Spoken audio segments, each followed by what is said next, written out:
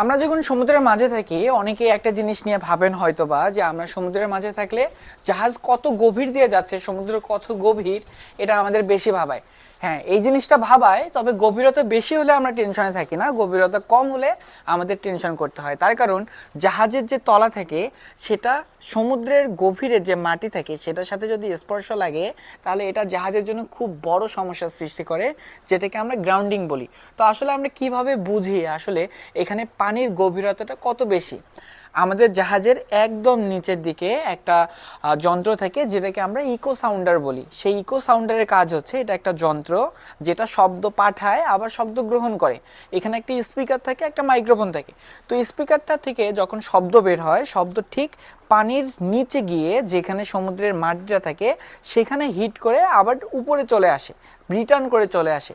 যে মাইক্রোফোনটা থাকে সেই মাইক্রোফোন আবার সেই শব্দটাকে রিটার্ন করে। ধরুন আপনি